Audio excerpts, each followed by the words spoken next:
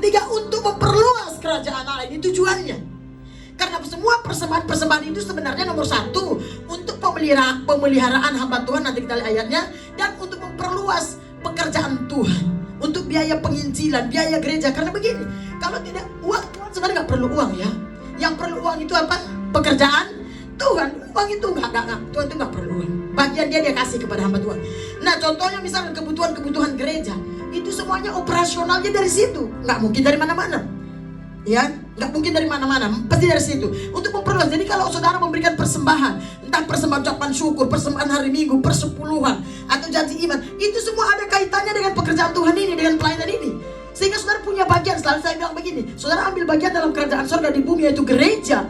Maka sebenarnya di surga, saudara pun diakui bahwa saudara punya bagian. Nggak mungkin enggak, karena Alkitab berkata semua jerih lelahmu tertulis. Semua jerih lelahmu tidak sia-sia. Mungkin saya tidak mengingatnya, mungkin saya tidak menghargainya, tapi Tuhan mengingatnya, menghargainya, dan pasti melipat gandakannya. Itu janji Tuhan. Asal kamu tulus memberikan, tidak dengan motivasi. Oh, ada orang bilang berikan persepuluhanmu supaya kau tidak terkutuk. Sebenarnya kutuk itu sudah ditanggung oleh Tuhan Yesus, tapi itu nanti kita bahas kalau bersumpah ya saudara. Nah, ucapan syukur apalagi untuk memperoleh berkat. Nah, itu nomor sekian lah. Karena saudara nggak perlu saudara percaya Yesus, kalau saudara kerja bisa dapat berkat, betul. Tapi memang ada janji Tuhan, nanti kita lihat, untuk mendatangkan berkat yang datang dari Tuhan tentunya. Untuk memperoleh, untuk membantu orang kekurangan, itu yang kita kemarin mau buat di parsel itu, yatim piatu, jompo, dan janda-janda yang tidak mampu. Untuk mengumpulkan harta di surga. Nah, ini harus buka ayatnya. Karena kita harus punya harta di surga. Mari buka Matius 6.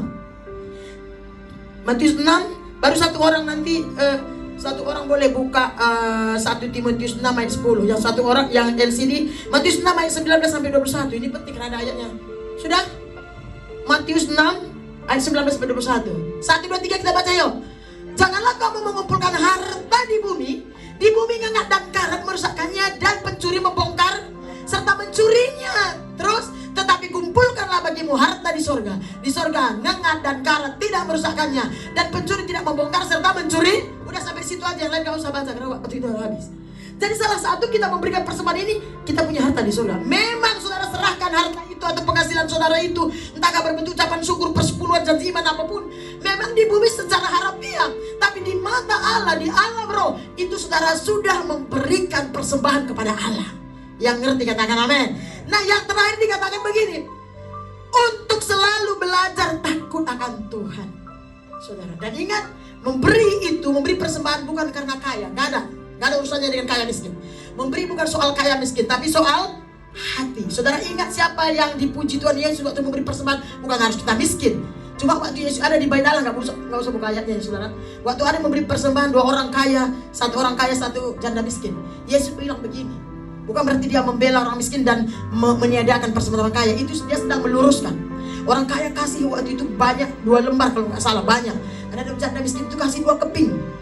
Dan Yesus bilang, karena mungkin orang kan pikir, aduh dia kaya, enak kali ya, dia pasti dia berkenan kali di mata Tuhan, kasih banyak. Yesus bilang, pemberian orang miskin ini jauh lebih besar dari pemberian orang kaya ini. Bukan berarti orang kaya gak boleh memberi.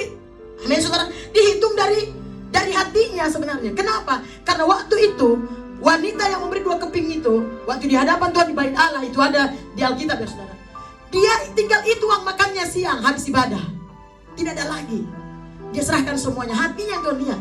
Yang orang kaya, yang dia kasih banyak itu, padahal masih berlimpah ruah. Itu yang maksud Tuhan, jangan salah dimengerti. Bukan berarti orang kaya bisa memberi seberapa gitu. Bisa mengerti ya.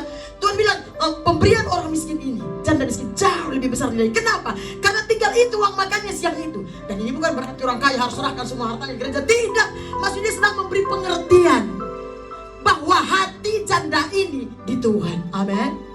Oke, itu satu. Nah saudara, dalam Alkitab memberikan persembahan kepada Tuhan adalah sebuah gaya hidup anak-anak Tuhan. Katakan amin. Nah mari kita buka. Sempat enggak ya? Kita pergi aja ke Kejadian 4. Enggak sempat lagi saya sampaikan ini. Kejadian 4, cerita Kain dan Habel. Di sini tidak dikatakan persepuluhan. Makanya saya tidak buat sini, buat sulung juga enggak, karena enggak diceritakan. Cuma ini dasarnya karena kasih. So, coba Kejadian pasal 4 ini dimulai nih. Oh, waktu saya. Sudah dapat? Coba mari kita baca ayat 1-7 ini. Kita Kain dan Habel baru 4 manusia. Adam, Hawa baru jatuh dalam dosa dan dia melahirkan anaknya Kain dan Habel. Sudah terjadi pembunuhan. 1, 2, 3. Kemudian manusia itu bersetubuh, maksudnya Adam dan Hawa, dengan Hawa istrinya, dan mengandunglah perempuan itu, lalu melahirkan siapa? Kain. Maka kata perempuan itu, aku telah mendapat seorang anak laki-laki yang pertolongan Tuhan. Terus sampai 7 ya. Selanjutnya dilahirkannya lah Habel, adik Kain. Dan Habel menjadi gembala kambing domba dan Kain menjadi petani. Terus setelah beberapa waktu lamanya, maka Kain mempersembahkan sebagian dari hasil tanah itu kepada Tuhan sebagai korban. Terus Habel juga mempersembahkan korban persembahan dari anak sulung kambing dombanya, yakni lemak-lemaknya. Maka Tuhan mengindahkan atau menerima Habel dan korban persembahannya itu. Terus tetapi Kain dan korban persembahannya tidak diindahkannya, tidak diterima Tuhan. Lalu hati Kain menjadi sangat panas. Saudara, perhatikan baik-baik sampai di sini. Saudara, akhirnya nanti Kain dibuang Tuhan. Jangan takut, saudara, buang Tuhan karena Yesus sudah lahir. Amin. Nah, ini bicara persembahan. Inilah awal mula ditulis di Alkitab, di Kejadian, soal memberi persembahan. Ini tidak dikatakan persepuluhan, tapi ada orang yang menafsirkannya ini sebagai buah sulung. Kain memberikan persembahannya, ditafsirkan kalau kita baca di kitab Ibrani dan Yakobus. Kenapa Tuhan tidak mengindahkan atau tidak menerima persembahan Kain? Alkitab mencatat karena Kain ini suka berbuat jahat. Motivasinya agak benar, dan dikatakan terakhir ditafsirkan oleh para ahli-ahli teolog bahwa Kain ini memberikan yang jelek-jelek kepada Tuhan, sisa-sisa, saudara. Tapi lihat Habel memberikan apa? Berbicara soal anak sulung domba dan lemak-lemak yang terbaik, dia persembahkan kepada Tuhan. Saudara buka, seterusnya apa dia bilang? Ayat 6. Cepat. Firman Tuhan kepada Kain, mengapa hatimu panas dan mukamu muram? Terus, apakah mukamu tidak akan berseri jika engkau berbuat baik? Nah, dari sini tafsirannya. Jika engkau berbuat baik, artinya persembahannya itu kurang baik. Mungkin motivasinya juga salah, memberi bukan dengan iman, mungkin dengan secara paksa. Dari mana mereka tahu memberi persembahan? Pasti dari kedua orang tuanya. Betul? Karena kedua orang tuanya hamba Tuhan. Mari buka Ibrani. Di Ibrani dikatakan di sini. Ibrani 11 ayat 4. Cepat-cepat yuk. Aduh Tuhan, gak sempat nih saya.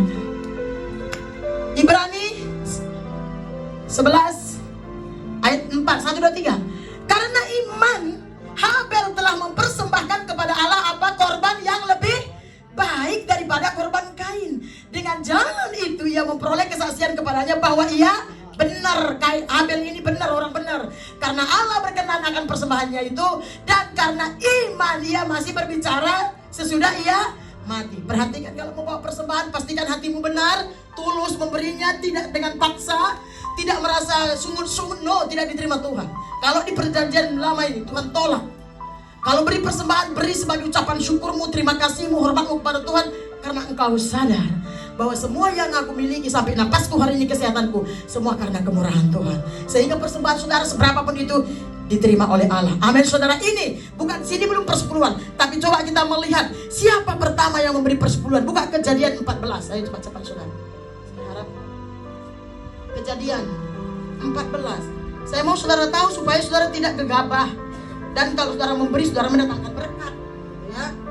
Kejadian 14 ayat 17. Yang sudah dapat katakan amin. Pertemuan Abraham dengan Melkisedek 1, 2, 3 ya. Setelah Abraham kembali dari mengalahkan Kedorlaomer dan para raja-raja bersama-sama dengan dia, maka keluarlah Raja Sodom menyongsong dia ke lembah Syawe, yakni lembah raja. Melkisedek Raja Salem membawa roti anggur. Ia seorang imam Allah yang maha tinggi. Lalu ia memberkati Abraham, katanya, diberkatilah kiranya Abraham oleh Allah yang maha tinggi, pencipta langit dan bumi, dan terpujilah Allah yang maha tinggi yang telah menyerahkan musuh-musuh ke tanganmu. Lalu Abraham memberikan kepadanya apa? 1/10 dari apa itu 1/10? 10%. Disinilah pertama persepuluhan diberikan. Karena Abraham menang perang, itu Melkisedek melambangkan Yesus di zaman lampau. Karena dia dibilang tidak beribu, tidak berbapa, Allah yang maha tinggi. Dialah Yesus sebenarnya. atau Allah Bapa. Nah, Abraham memberikan persepuluhan. Inilah pertama kali persepuluhan ada di Alkitab. Dan di dalam penyembahan berhala, bukan kita mencontoh berhala, mereka yang mencontoh. Di dalam penyembahan berhala atau tuhan-tuhan yang lain, selalu berikan yang terbaik kalau untuk penyembahannya. Nah, inilah persepuluhan. Yang kedua, saya harap boleh saya selesaikan ini, saudara. Mari kita melihat Kejadian 28. Ini bicara tentang Yakub, anaknya Ishak, cucunya Abraham. Kejadian 28. Sehingga saudara, kita memberikan persembahan-persembahan kita dengan sukacita sehingga mendatangkan berkat. Kejadian 28 yang sudah dapat, katakan amin. Oke, sudah dapat di sana. Mari kita baca 1, 2, 3. Kemudian Ishak memanggil Yakub. Betul ya? 28 ayat 22. 28 ayat 22 baru, sorry. 1, 2, 3. Dan batu yang kudirikan sebagai tugu ini akan menjadi rumah Allah. Dari segala sesuatu yang engkaunya itu besar ya Tuhan, maksudnya engkau berikan kepada aku akan selalu kupersembahkan apa? 1/10 kepadamu. Besar itu kepada Tuhan. Dari segala sesuatu yang kuperoleh, hasil pekerjaan usahaku apapun, kata Yakub, aku akan selalu memberikan 1/10 kepadamu. Inilah mulai persembahan persepuluhan. Lama-lama nanti diperintahkan oleh Tuhan.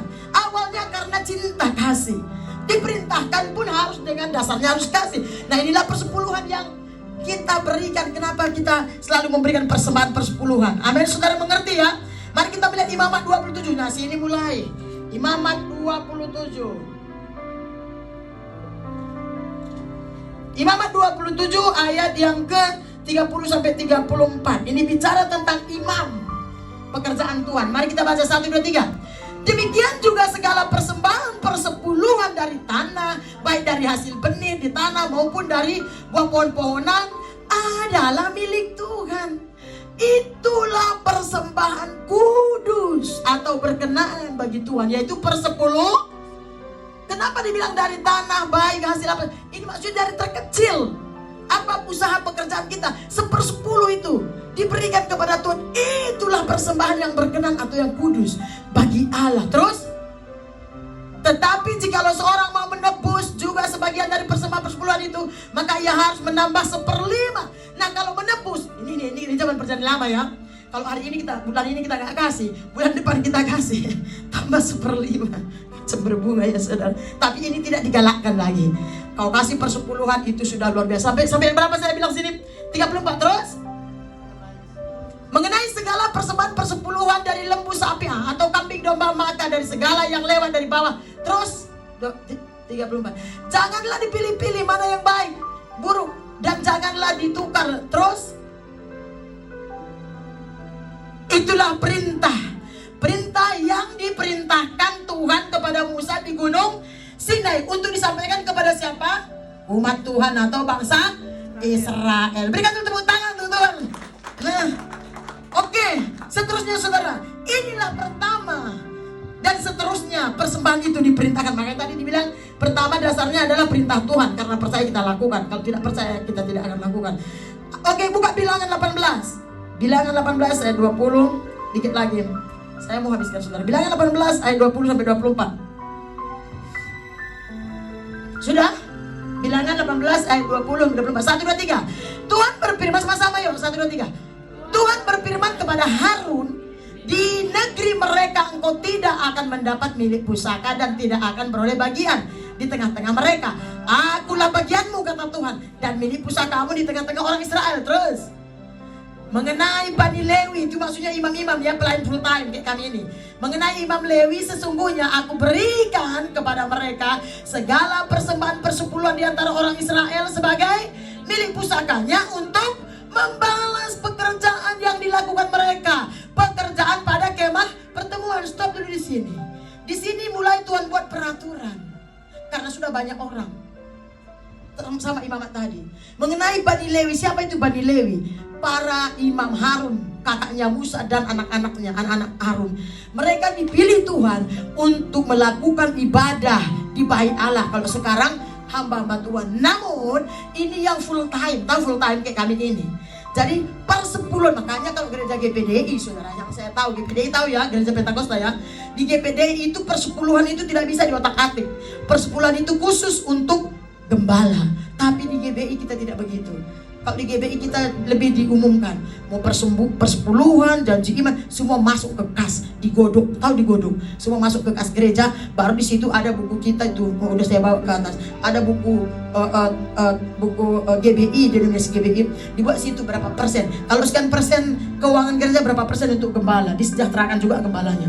Tapi kalau di GPD tidak, karena ini diambil persepuluhan itu khusus untuk imam yang full time.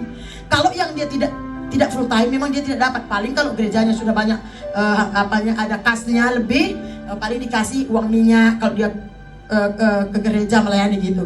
Gereja kita kenapa belum ya? Karena kas kita belum mencukupi. Kebetulan saudara pun kerja, itu maksudnya ya. Jadi ini tujuannya itu, Tuhan bilang persepuluhan itu milikku, kata Tuhan tadi kan. Tapi kuserahkan kepada imam Lewi karena mereka yang mengerjakan ibadah. Karena di ibadah itu Tuhan Yesus yang diberitakan, Tuhan Yesus yang diceritakan. Terus sampai berapa tadi ya?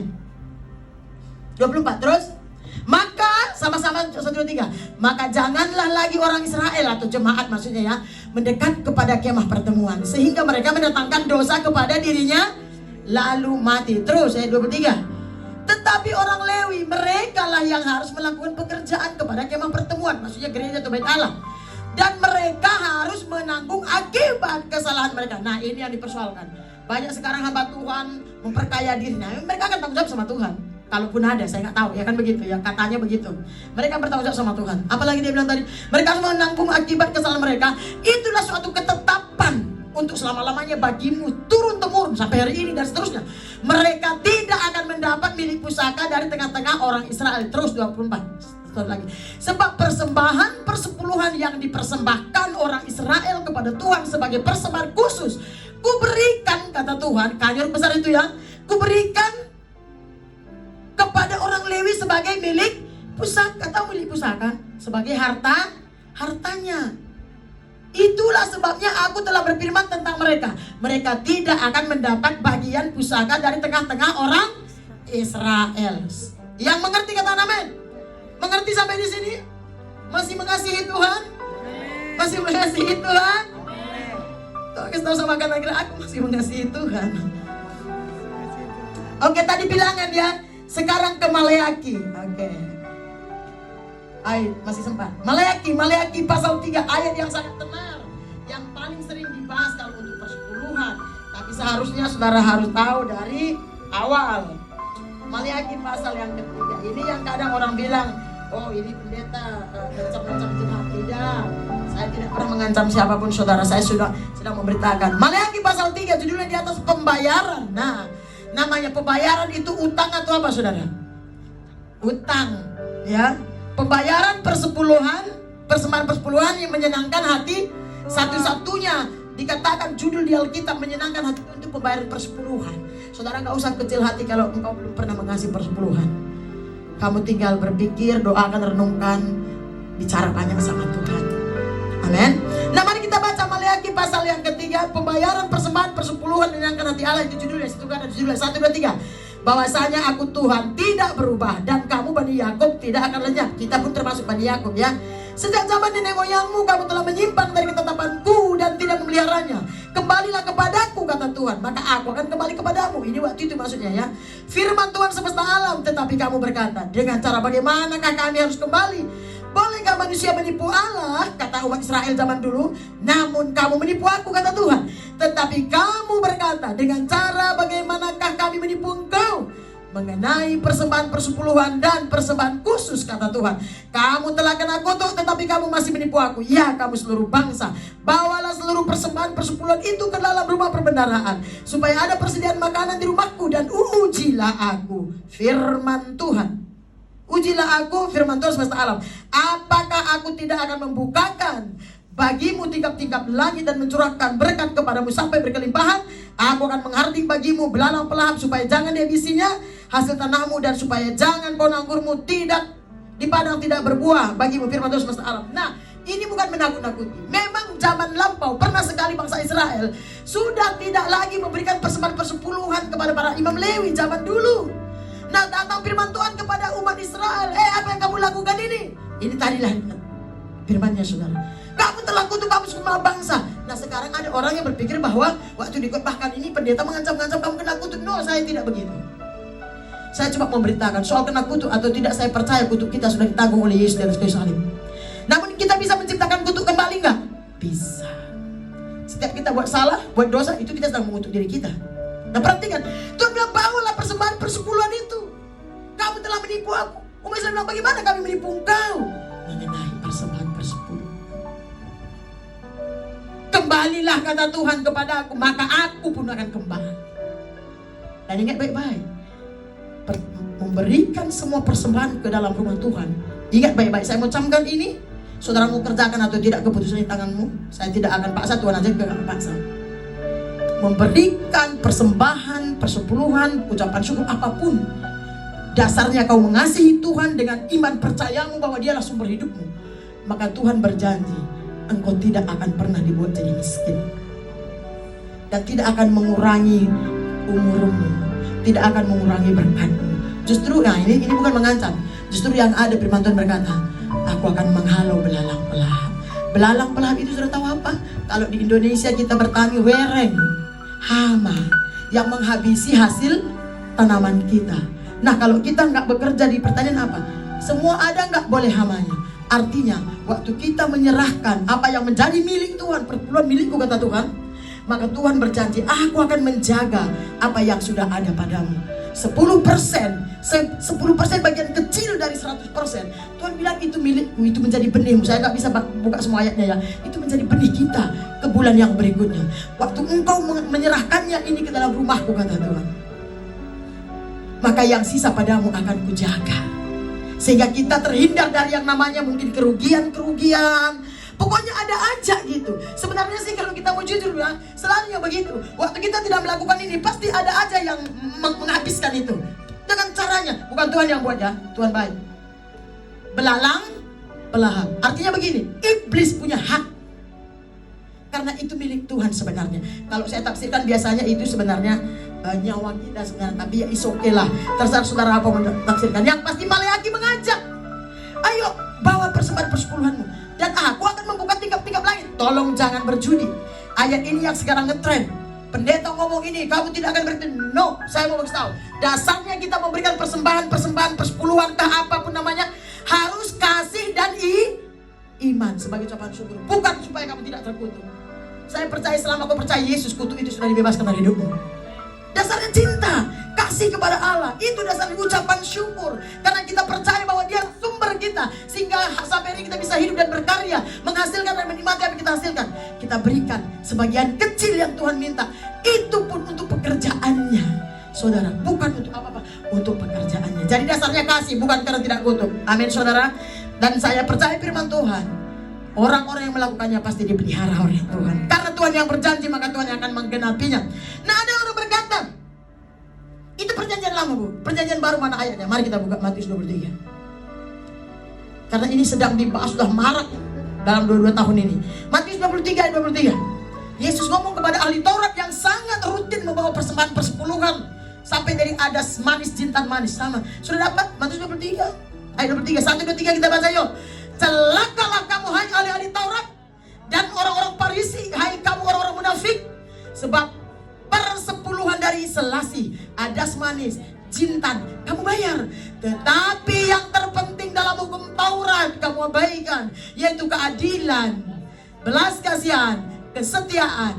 Perhatikan, yang satu harus dilakukan dan yang lain, saya mau tanya, yang satu harus dilakukan itu apa maksudnya? Persepuluhan. Perhatikan baik-baik. Ahli Taurat ini namanya ahli Taurat. Mereka itu pokoknya mereka manajemennya bagus banget. Dari adas manis, dari hasil, kalau kita dari hasil jengkol, hasil pete, semuanya kita kasih gitu. Itulah istilahnya kan, yang kecil-kecil kau kasih. Tapi yang terpenting, kenapa Tuhan bilang yang terpenting? Keadilan. Sudah tahu, ini keadilan ini maksudnya begini. Kita mengaku nggak kalau sumber hidup kita, napas berkat kita dari Tuhan? Mengaku? Saudara mengaku sumber kita Tuhan? Walaupun saudara bekerja keras pagi dan siang malam, mengaku kalau Tuhan tidak berkati, tidak jadi berkat saudara? Tahu adil. Kalau kita adil, kita berikan apa yang menjadi milik Tuhan. Itu saudara maksudnya adil. keadilan. Kita kau harus adil. Sadar nggak kau kalau akunya sumbermu? Adil dong, itu maksudnya. Makanya dia bilang di belakang, yang satu harus dilakukan dan yang lain jangan diabaikan. Kita lihat satu ayat lagi saudara, di Matius. Mana tadi ya? Sebentar. Matius 22.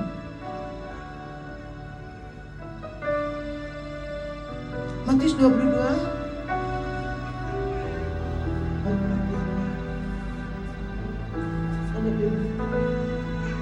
Matius 22 ayat 21 kali ya. 22.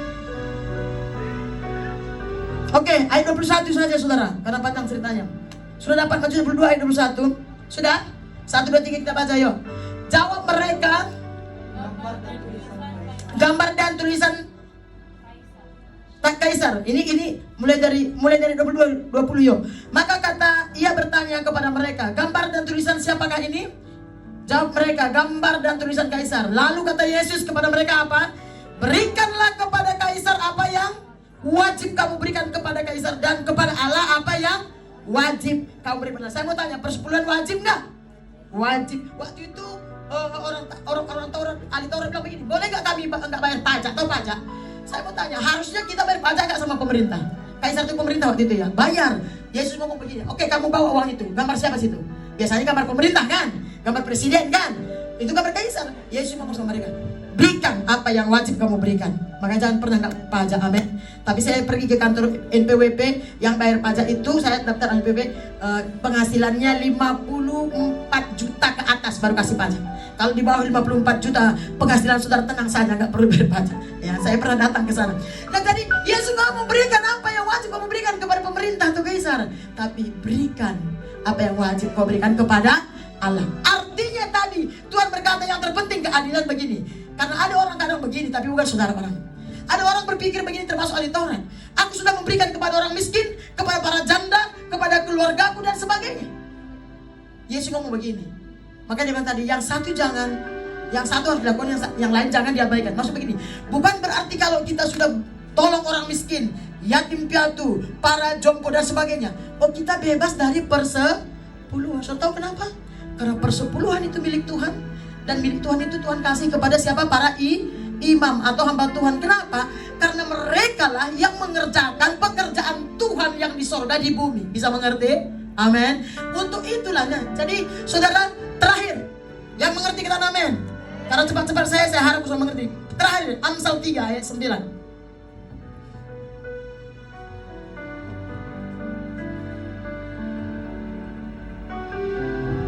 Amsal pasal yang ketiga. Ini tiap bulan kita baca kan. Amsal pasal 3, ini termasuk persepuluhan. Ayat yang ke-9 dan 10, 1, 2, 3 ya. Muliakanlah Tuhan dengan hartamu dan dengan segala hasil pertama dari segala penghasilanmu. Maka lumbung-lumbungmu akan diisi penuh sampai melimpah, dan bejana-bejana pemeranmu akan meluap dengan air buah. Nah, mulia Tuhan dengan hartamu, bukan dengan harta orang lain. Mungkin ada yang bertanya, apa itu persepuluhan? 10% saudara. Saya akan jelaskan. Persepuluhan itu 10%. Sekali lagi ingat baik-baik, saya tidak memaksa siapapun dan saya tidak bicara soal kutuk. Saya bicara tentang mengasihi Tuhan dan iman percaya kepada Yesus. Nah, seterusnya biar Roh Kudus yang bekerja. Karena semuanya kita yang berhubungan dengan Tuhan. 10% namanya 10% itu ya 10% dari penghasilan. Contoh, kalau saudara pengusaha, nah kalau ada pengusaha, pakai modal kan? Kalau modalmu tadi 50 juta, kamu dapat 100 juta, keluarkan modal, sisanya 1/10-nya. Itu bagi pengusaha. Bisa mengerti? Bertani pakai modal nggak? Pakai. Modalmu mungkin 20 juta, kamu dapat cuma 30 juta, 1/10 dari 10 juta. Bisa mengerti? Bukan ikut modal ya. Nah, kalau saudara yang pekerja, karyawan, tidak pakai modal. Bisa mengerti? Kalau gajinya 1.000 berapa persepuluhannya? Saudara, kalau gajinya 5.000 berapa persepuluhannya? Saudara terserah pilih mana. Mau pilih mana gaji saudara sama Tuhan. Karena semakin besar gajimu, semakin besar persepuluhannya. Nah, tanyakan lagi, kau mau pilih besar gaji atau kecil? Amin, saudara. Nah, karena kalau 500 ringgit penghasilan saudara, kecil gak perpuluhannya? cuma 50. Nah ada banyak begini di jemaat Tuhan. Giliran masih kecil gajinya rutin dia kasih persepuluhan. Giliran sudah besar dia langsung pikir, wah kalau begini udah dapat 2 kali persepuluhan dari 1 kapling nih. Saya pernah di gereja besar di GC, IFGC Jakarta. Tapi saya nggak mau tahu, kasih tahu sama saudara. Karena saya koordinator doa di situ, jadi saya tahu. Kan amplop-amplop perpuluhan mereka kan masuk ke ruangan doa, itu didoakan kan. Saya nggak tahu sekarang dia orang kaya nomor berapa ya di Indonesia, dulu nomor 2. Saya potong apanya. Saya tahu, saya pernah melihat persepuluhan mereka di amplop karena saya koordinator doa selama berapa tahun.